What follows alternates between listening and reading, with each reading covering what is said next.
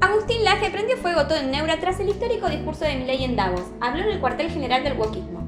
¿Dónde habló Javier Milei? ¿Ante quién habló Javier Milei? Sino que habló en el cuartel general del wokismo. Bueno, en primer lugar hay que entender en dónde se expresó este discurso.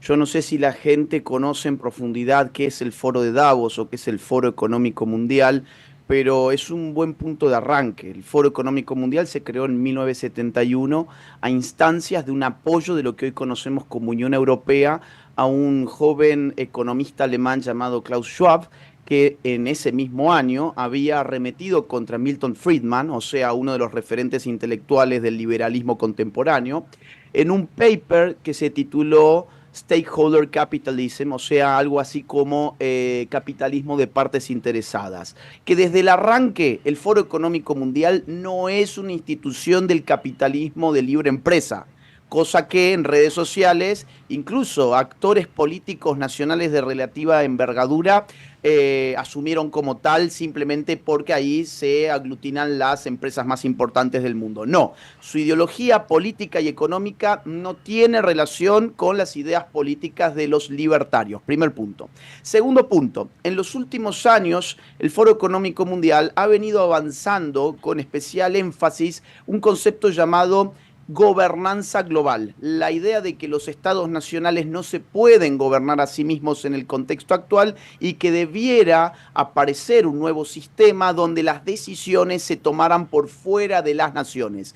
En ese marco, el wokismo ha venido siendo apoyado desde el Foro de Davos desde que existe. Entonces, el primer punto sería este: comprendamos dónde habló Javier Milei, ante quién habló Javier Milei. No ante libertarios, no en general ante economistas o empresarios libertarios en absoluto, sino que habló en el cuartel general del wokismo. Bien. El segundo punto que me parece a mí importante es entender qué es esto de wokismo. Yo no sé si en la mesa ya lo han discutido porque acabo de entrar. Lo hemos discutido, pero no está mal recordarlo. Bueno, yo lo definiría de la siguiente forma, que me parece que es la más clara en general para que la gente lo entienda. Es el desquicio de lo que se conoce como dialéctica opresor-oprimido. La dialéctica opresor-oprimido utilizada por la izquierda para caracterizar lo que fue desde siempre la lucha de clases, desde el viejo Marx en adelante, la idea de que el pobre es oprimido por el rico, que la riqueza es una suerte de pastel que está dado de antemano y que los que más tienen lo tienen a expensas del que menos tienen. Ese tipo de ideas que antes se afincaban en el terreno de las relaciones económicas, el wokismo lo libera de ese terreno económico y lo esparce por todo tipo de relaciones e identidades, tanto individuales como sociales. Así las cosas, empezamos a estar enemistados en marcos de sistemas opresivos entre, por ejemplo, hombres y mujeres. El hombre sería el opresor, la mujer sería la oprimida y el sistema de opresión se llamaría el patriarcado. Entre heterosexuales y homosexuales, el sistema de opresión se llamaría la heteronorma. Entre transexuales y entre cisgéneros, bueno, allí el sistema de opresión se llamaría cisgenerismo.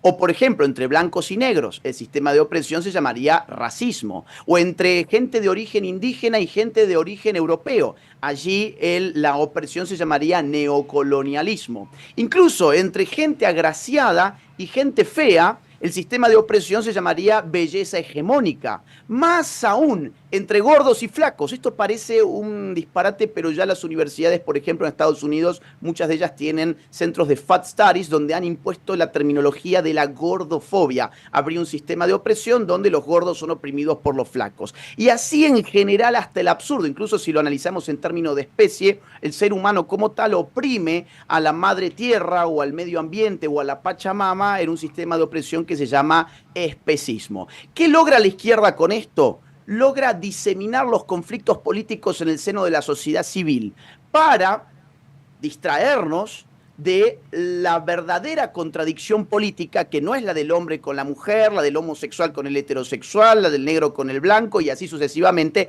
sino que es la del que tiene el poder coercitivo del Estado en sus manos y aquel que no lo tiene.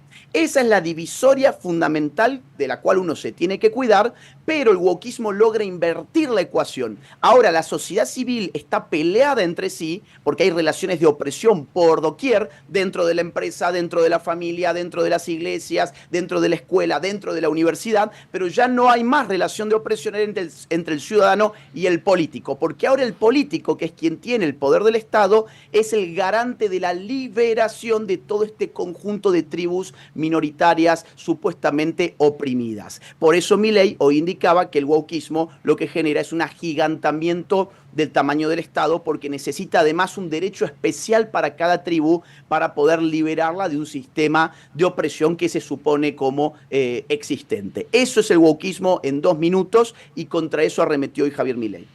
Bueno, lo primero que diría es que hay mucho periodista que ni siquiera está capacitado para escuchar un discurso simple, porque en ningún momento...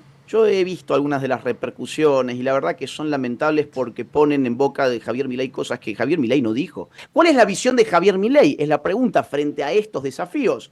Es retirar el poder de estos organismos supranacionales porque no son representativos, porque no garantizan libertades fundamentales, porque avanzan agendas como la woke, que fue la que denunció el día de hoy, porque además no tienen nada que ver con la democracia.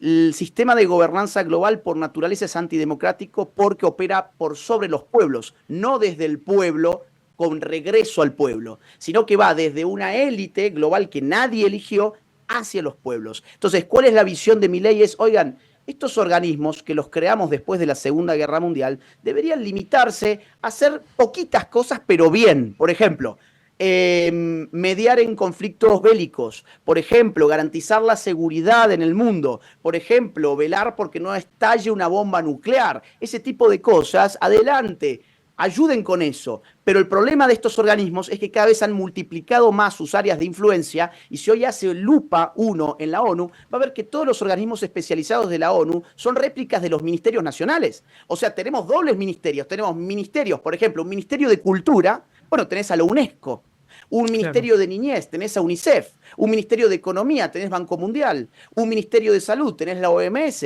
un ministerio de mujer, género y diversidades, como teníamos durante el kirchnerismo, tenés ONU Mujeres, un ministerio demográfico en el Fondo de Población de Naciones Unidas, y así en general es una estructura elefantiásica que no se controla democráticamente y que avanza agendas políticas a espaldas de los pueblos. Contra eso está luchando Javier Milei a nivel global.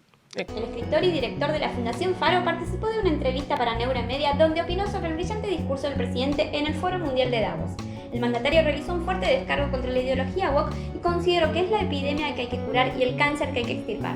Además, apuntó contra el rol del foro, los organismos multilaterales y las naciones de la Unión Europea por haber impulsado y defendió el progresismo internacional. Por esto, Laje celebró el discurso del presidente y aseguró que destrozó la cultura woke en su propio cuartel general, donde le dijo a toda la élite global ISIS que habían generado y promovido una ideología de destrucción social.